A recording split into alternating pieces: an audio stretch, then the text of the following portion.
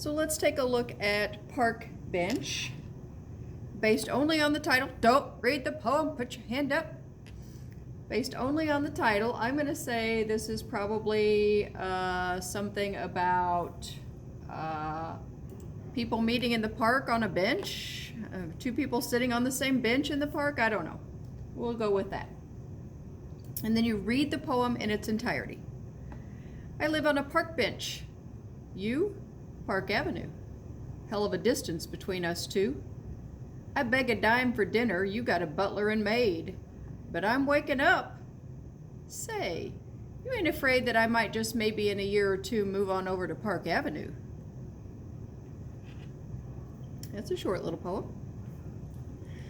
So after we've read it in its entirety, we want to go through and paraphrase each of the stanzas. So in the first stanza, who do we have that's talking? I live on a park bench. What does that mean? Thanks, Cynthia, for letting me know.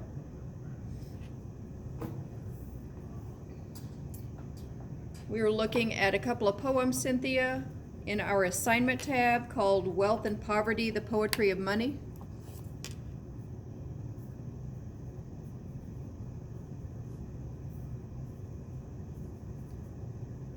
Who lives on a park bench? Yeah, Leo, they're homeless. Maybe he's homeless. Yeah. And who's he talking to? You live at Park Avenue. Us, or maybe someone who's rich. Yes. Park Avenue is generally thought of as a very wealthy neighborhood. In the game Monopoly, they have Park Place, which is similar to Park Avenue, and those are some of the more expensive properties. So Park Avenue is considered a prestigious address. You would be living in a mansion kind of home if you live on Park Avenue. So we have in the first stanza a homeless man talking to or talking about somebody who's very wealthy. Stanza 2. I beg a dime for dinner, you got a butler and maid. What's that mean? Pax? What do you think? He doesn't have enough food on the table, but the rich have anything that they want, and they can have anything that they need. Yeah. Well, he can't. Like the rich can even afford servants, but he can't even afford dinner. He has to beg for dinner. And then he says, but I'm waking up. What in the world does that mean? But I'm waking up.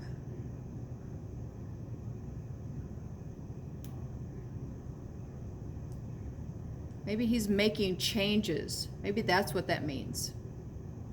Like I'm changing the way I am.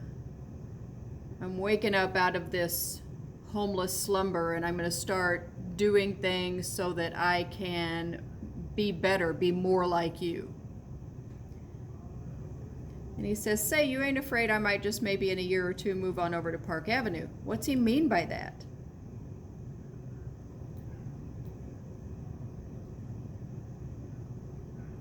And it helps to know that Langston Hughes is an African American.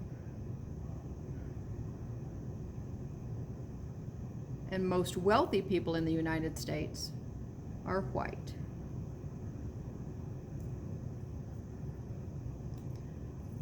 Any ideas?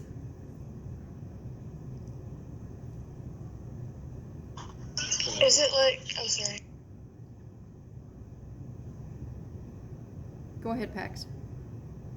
No, it's fine. I don't know who else chimed in. Who else chimed in?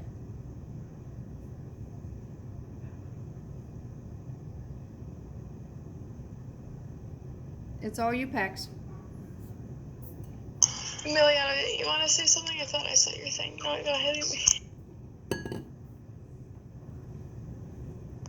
That was me.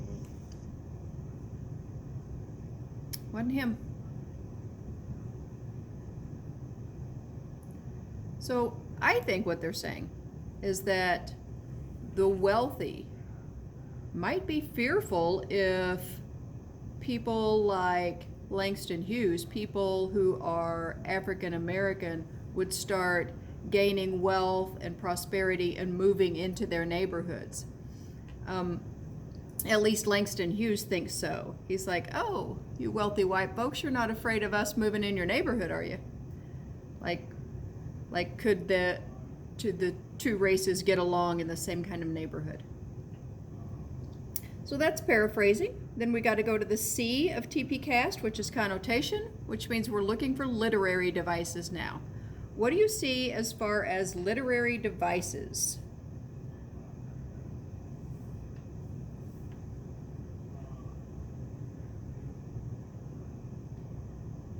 I see some diction. I see some rhyme.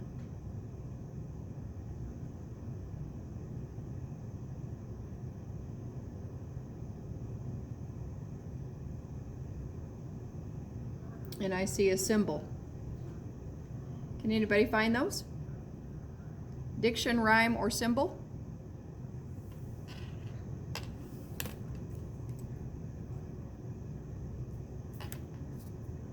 Well, Park Avenue, highlight that. Park Avenue is symbolic of wealth. If you have a Park Avenue address, you're wealthy.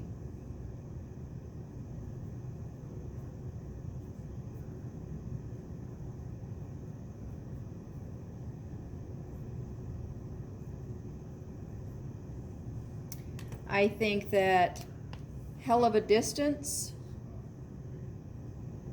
you gotta, ain't you afraid? I think those are all examples of diction.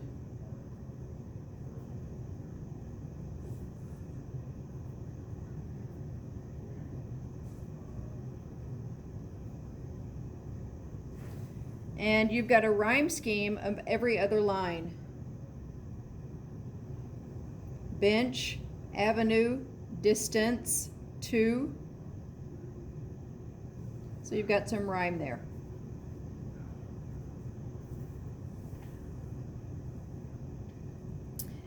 A is for attitude. So let's go in and see what words we can highlight that will help us with the tone or the mood of this poem.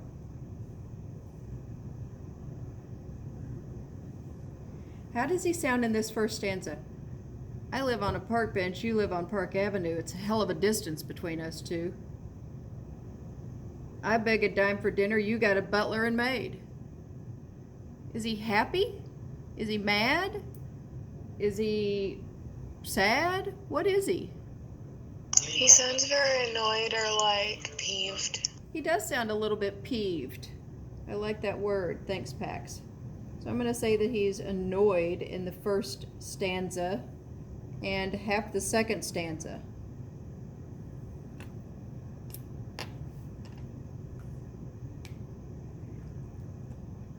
He says words like beg, hell of a distance. So I'm going to call him annoyed in the first couple of stanzas. But then, how does that last stanza change? Say, you ain't afraid that I might just maybe in a year or two move on over to Park Avenue. I think right there he goes from being annoyed to being... He sounds hopeful. Hopeful, yeah, or challenging even. What if I came into your neighborhood? Like I could make a change. So I'm going to call that a change to hope or challenging.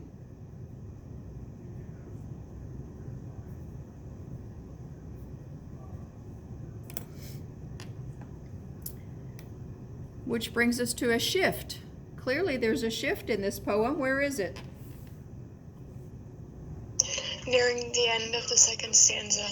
Yes, but I'm waking up. So I would put a line between you got a butler and but I'm waking up and call that a shift in what? Attitude. Probably a shift in attitude right there. We go back to the title that doesn't help us at all. Oh, wait, that's the last one. Park bench does.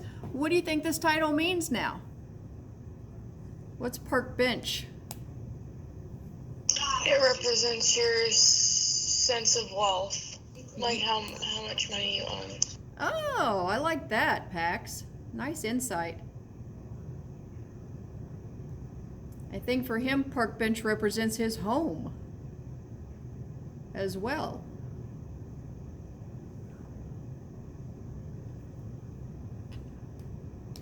And the last T is theme. What's a good theme for this? And think about Langston Hughes being African American and most wealthy Americans being white.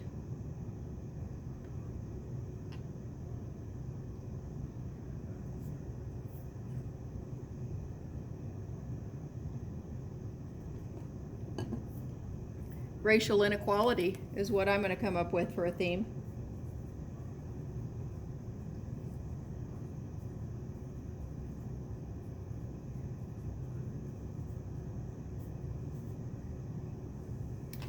And that would be a tough theme to come to grips with if you didn't understand that Langston Hughes was black.